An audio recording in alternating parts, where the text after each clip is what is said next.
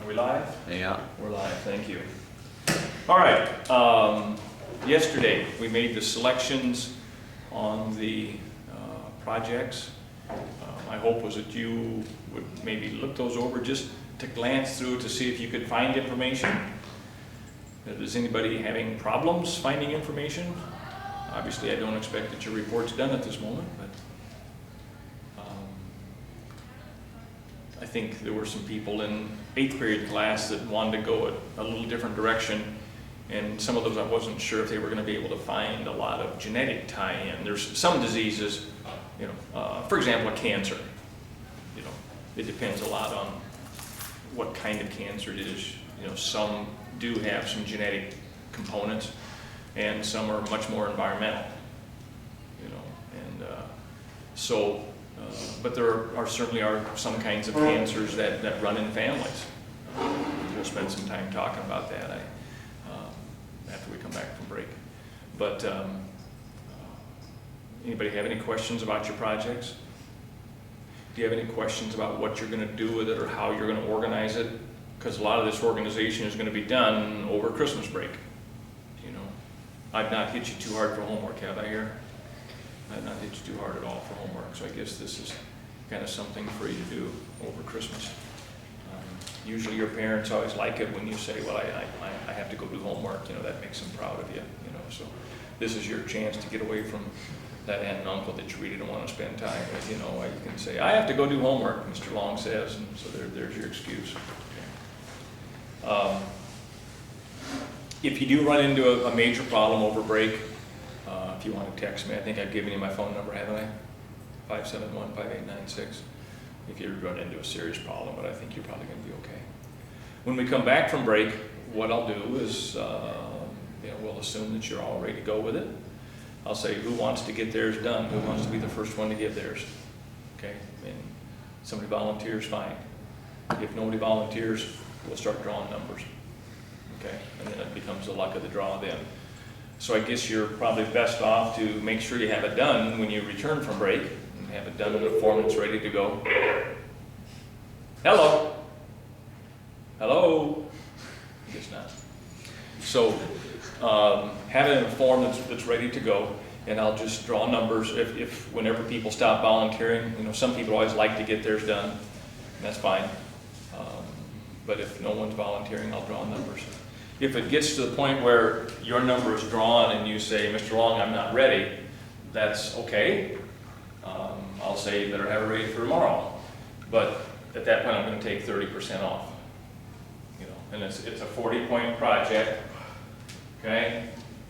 And if you're ready, give it, you're going to have a chance to earn those maximum 40 points. If you don't have it ready, I'm going to take 30% off. Okay, and that's 12 points. So now the best you're going to get is 28. Okay, if I take that 30% off. So have it ready. It's kind of your choice or the luck of the draw is whether you give it that first day or not. I'm anticipating these things will take us 3 or 4 days. My 8th period class is a little bigger than this one. The 5th period class is a little bigger than this one, so they might take a little bit longer to get theirs done.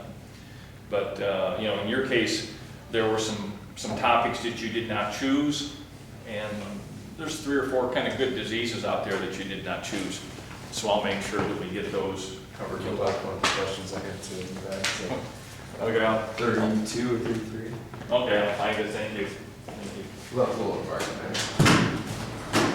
And but we should be okay. Why? Oh, this is. I see what this is. This was laying here. This is a list from the other class as to who's doing which reports. From the 5th period. Fair enough. Any questions on your reports at all? We're good? All right. Yesterday. Oh, by the way, Mrs. Hagee, H-A-G-E, will be your new teacher. Mr. Lynch has been subbing up until today. Today is his last day. They changed the website from Mertu to Lynch. At some point in time, I can't tell you exactly when, it's going to change from Lynch to Hagee, H-A-G-E. So again, you guys that have been here aren't really interested in watching these videos, but these videos again are all posted on that website. So if there was some reason, if you're really bored, want to get on and watch those, it's fine.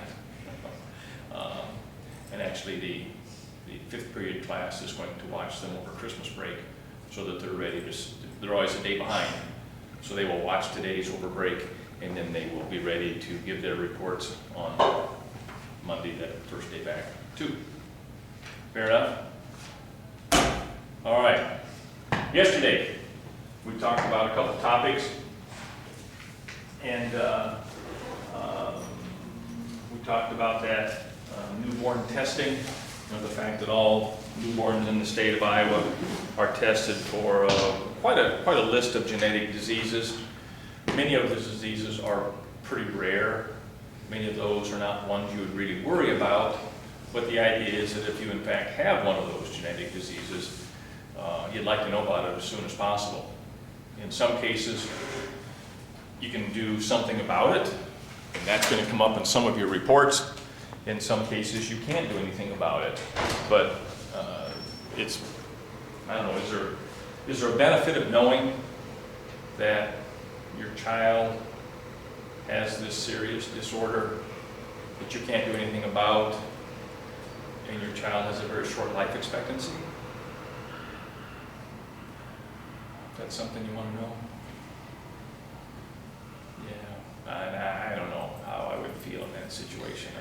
I don't know what you would do until you get there, but there certainly would be some advantage to knowing what your child is born with this disorder and it's going to have a short lifespan.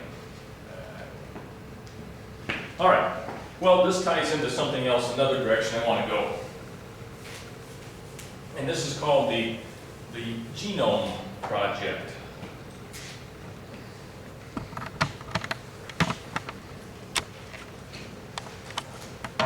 The genome, your genome is kind of the total of all of your genetic information. Okay?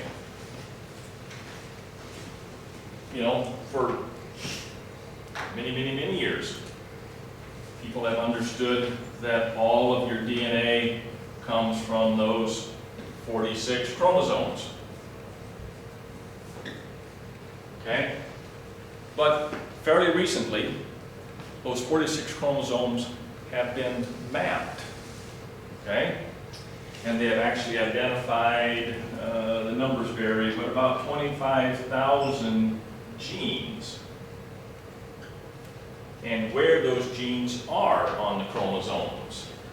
And this is kind of the equivalent of sending a man to the moon, which was a pretty big deal.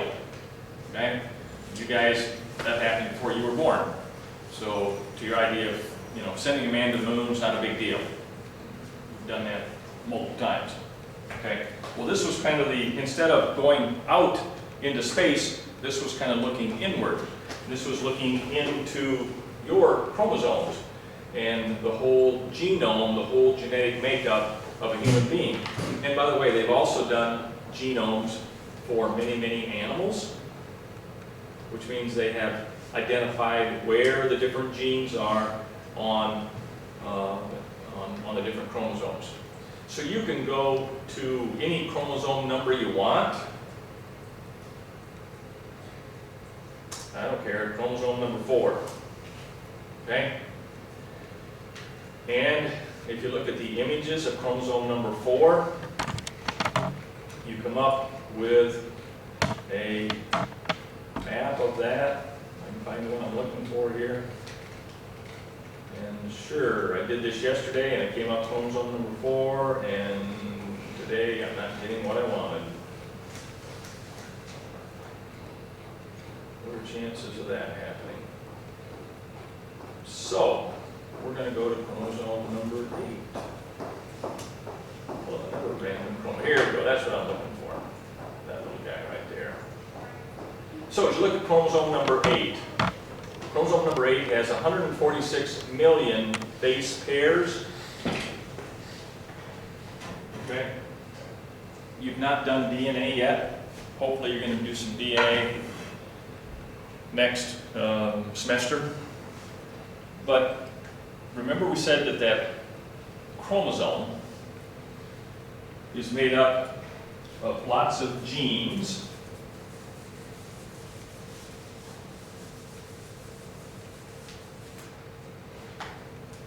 There's a chromosome. That chromosome is one long, continuous strand of DNA. Pull up that picture a minute.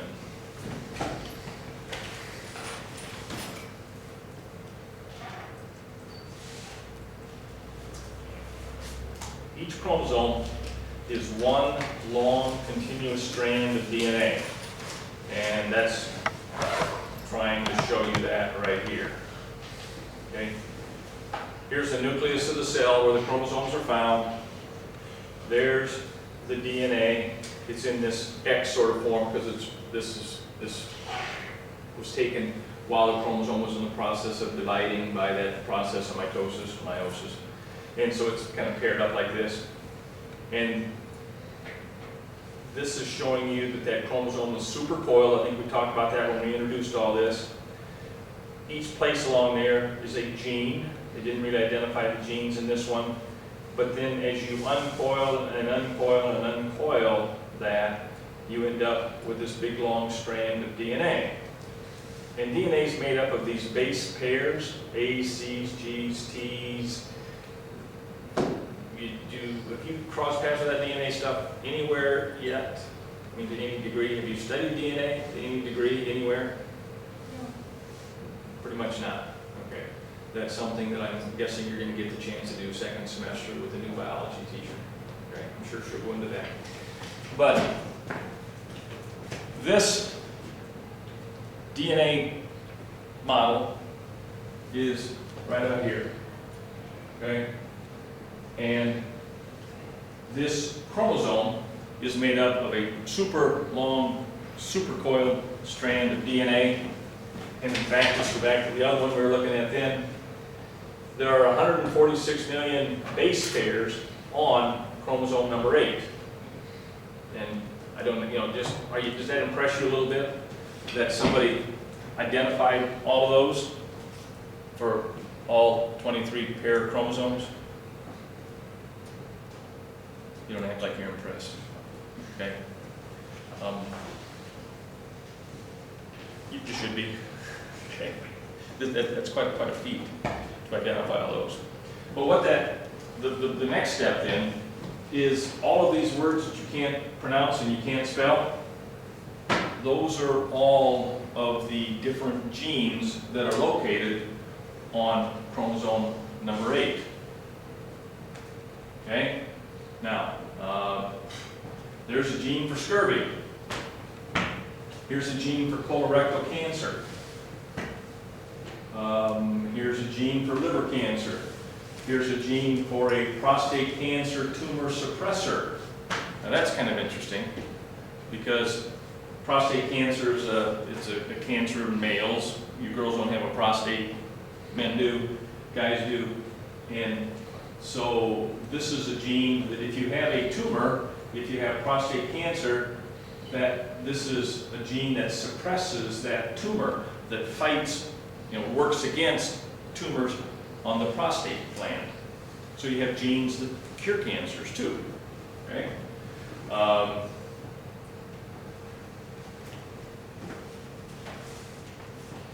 What else do you recognize? Anything else on here? Here's some salivary gland disorder.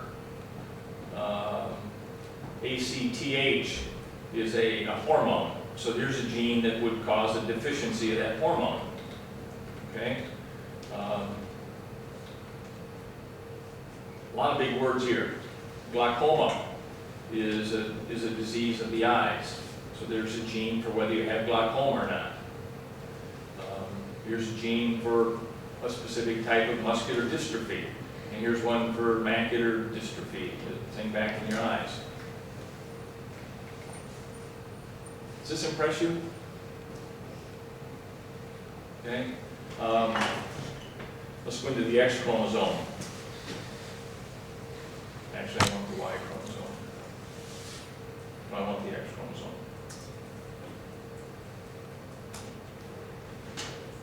And let's look at images of it. Find that same view. Come on, please, give me that same view.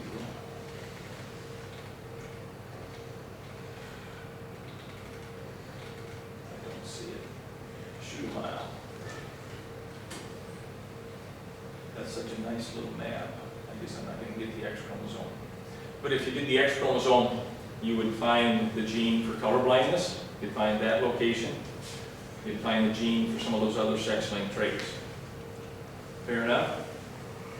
And this allows you to know a lot about you. If you were to analyze your chromosomes, it's very expensive. We talked about, if we talked about the fact that if you leave DNA at a crime scene, they can identify who did the crime, right? Someone at a crime scene smokes a cigarette. They take a drink out of a can of pop. They're going to leave just a little bit of DNA on that pop can, leave a little bit of DNA on that, on the cigarette. And you can look at that DNA and come back and certainly identify who the criminal was.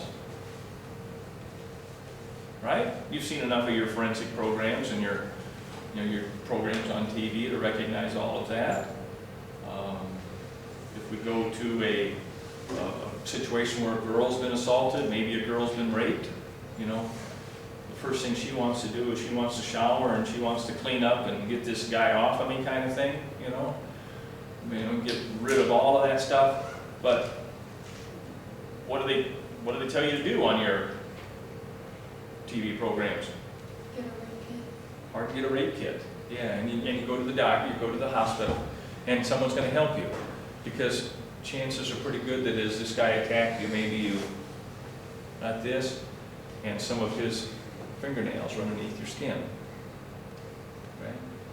And as a part of this rape kit then, they will take those, and all you're going to see is just little white stuff. You're not going to know who, but anyhow, but you can get the DNA out of there, and of course if there's any blood or body fluid or semen or anything left behind, they can use that to get the DNA, and they can certainly find the criminal. Okay. Have there been cases where DNA has freed people from prison too? Been lots of examples of that lately, where someone's was convicted of a crime 20 or 30 years ago before they had the DNA testing, and now they come back. The guy says, I didn't do it, I didn't do it, I didn't do it. I told you for 30 years, I didn't do it. Okay? And finally, maybe someone reopens this case. They find some kind of new evidence. They go back to some blood was at the scene, that the blood was from the attacker, the blood was from the criminal, and they came back and find out that it was not the guy who's been in prison for 30 years. And there have been lots of examples of people released from prison because of DNA evidence. Okay? All right. If you are really motivated to want to know something about your genes, there's kind of a cheap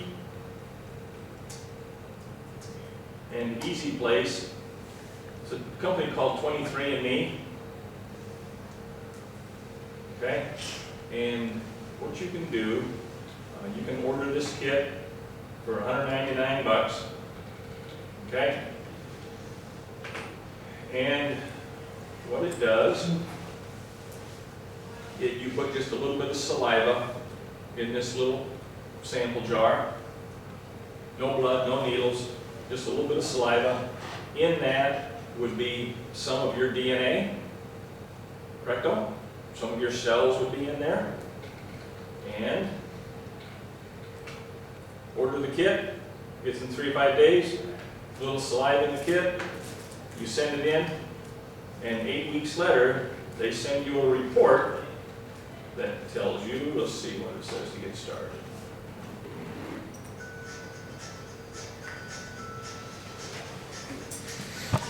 Hi, and welcome to 23. I'm Christine with Customer Care, and in this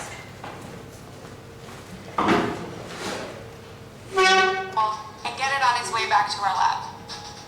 Each kit includes the following inside the plastic clamshell: a sheet of instructions, a plastic biohazard bag, a small tube cap, and the sample collection tube with attached funnel cap.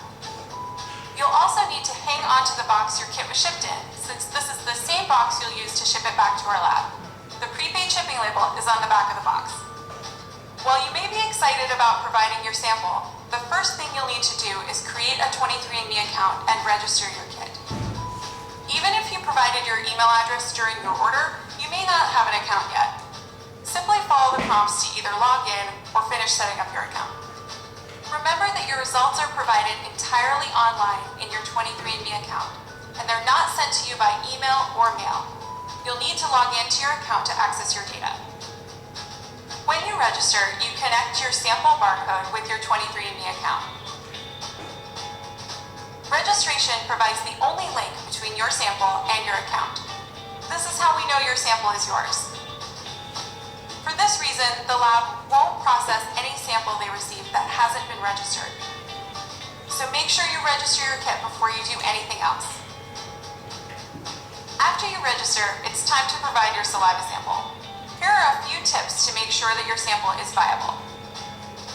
First, don't eat, drink, smoke, chew gum, brush your teeth, or use mouthwash for at least 30 minutes before you start submitting your sample. Next, make sure you provide the recommended volume of saliva. You will see the words "fill to" on the side of the tube, and you'll need to provide enough saliva to reach that line. The saliva needs to be liquid, not bubbles. To release the buffer solution, fold the funnel lid over and close it slowly until you hear a snap. Then carefully unscrew the funnel lid and replace it with the tube cap, making sure it's on tight. Gently shake the tube to combine your saliva sample with the buffer. The buffer will preserve and stabilize your DNA for up to 6 months and at a wide range of temperatures. So if your sample travels through a heat wave or a polar vortex, it'll remain safe in the mail.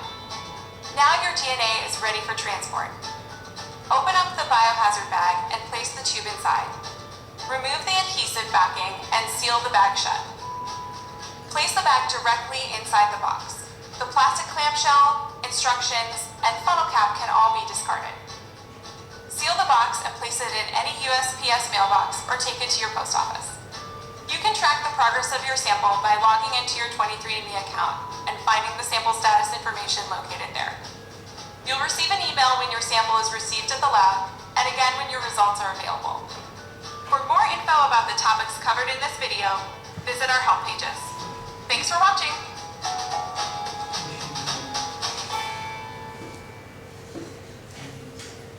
Okay, so you send it in, and what's it going to tell you?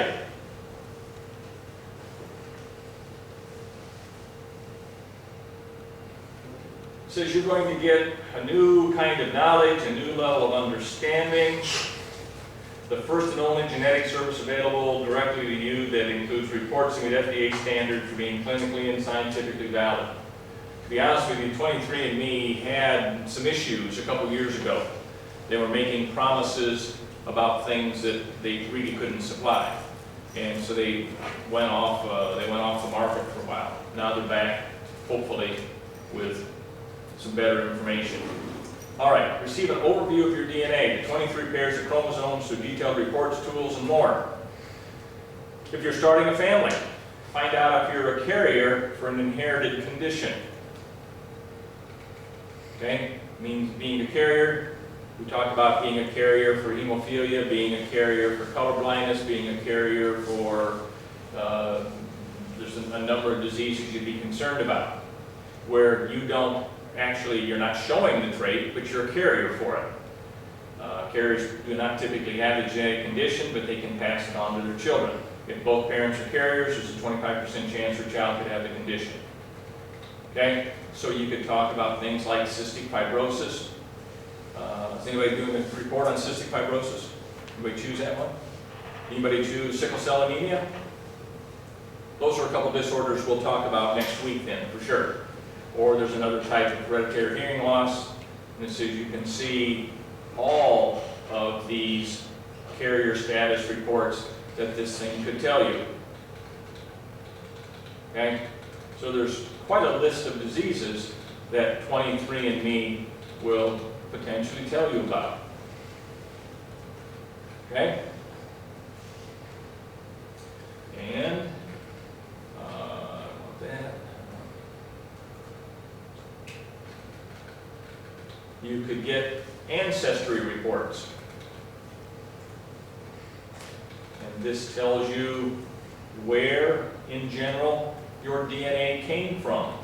What part of the country. Kind of hard to see that. But it's telling you what percent. Make that a little bigger here, maybe.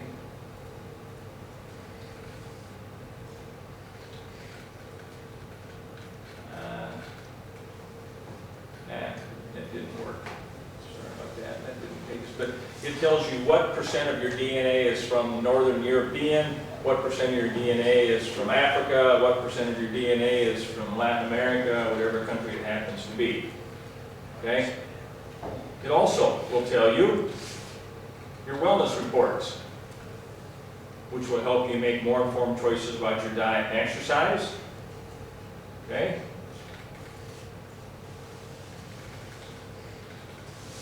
What is your tolerance to caffeine? What is your tolerance or intolerance to lactose? Or what's called an alcohol flush reaction? Or your muscle composition? Let's see what it shows us here. So it says that this person would likely be lactose intolerant. So that would have a little bit of difference in terms. Anybody lactose intolerant? You know what that means? They're lactose in milk. And this is the kind of person where if you're drinking milk, and if you have this lactose intolerance, half hour or so after you drink the milk, you get kind of an upset stomach, kind of a bloated, gassy sort of feeling. Not all that uncommon. It wouldn't surprise me if someone in here was lactose intolerant or had it in your family. Okay? So that type of thing you could find out about. Or trait reports. What makes you unique from food preferences to physical features. 19 plus traits. It talks to you about asparagus odor detection. I'm not sure what that means. Black hair, bald spot for men. Bitter taste perception. There's a little chemical called THC.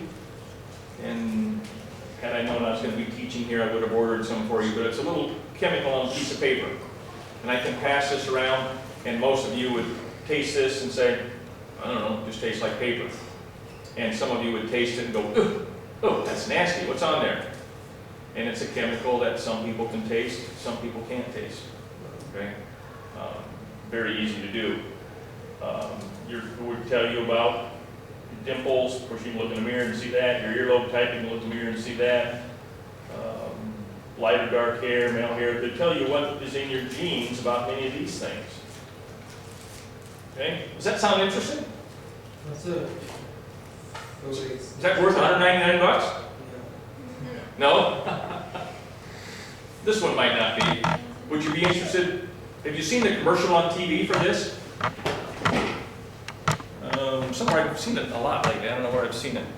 But there's a commercial where this guy had been told that his family history came from Germany, for example. So he had all these German clothes and had all these German stuff and told everybody he was German. He did this 23andMe thing and found out that actually more of his genetics came from Denmark or somewhere. So he kind of had to get rid of all of his German clothes and buy new ones. Now, is that valid? I honestly don't know how valid it is. Is it interesting? Yeah, maybe. You know, what they were doing, what 23andMe was doing when it got shut down, is they were trying to make generalizations about diseases that you were going to get or not going to get. And that was kind of dangerous because they were leading people astray. They were leading them to believe that they were going to have diseases that they were going places they shouldn't have been and scaring a lot of people. Okay. The stuff they're telling you now is pretty generic. Your ancestry, whether you're a carrier for disease or not, is maybe a little more important. you know, your hair color. Like I said, you can look in the mirror and see all that stuff. But it would be kind of interesting, and to me, it's really impressive that somebody's doing all this for $199. To me, that sounds pretty cheap. Comments here? Questions or anything? Well, when we do your reports next week, like I say, or come back after break, we'll take probably Monday, Tuesday, Wednesday, or Monday, Tuesday, Wednesday, Thursday, and do your reports.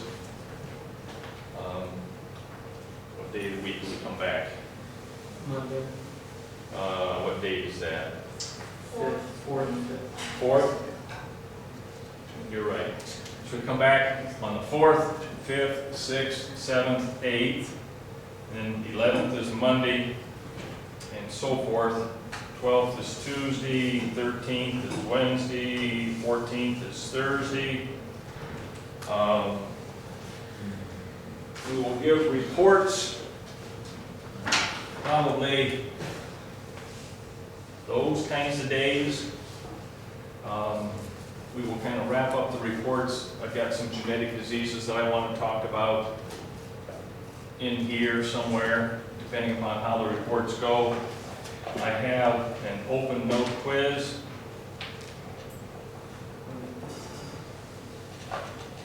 It will take probably on that Monday. Your test for 7th period. So I will not see you that day. I do see you this day, Wednesday, but band students are gone that day or something? Is it band that's gone that day? Some band members. Does that involve anybody here? Okay. And your test is actually there then. So I'll see you the 13th. To be honest with you, I'm not sure what we'll do. We'll probably review that open note quiz and some of those kinds of things here. And then you'll actually take your genetics test on the 14th. How's that sound? Sounds good. I think I'm done for today. Okay.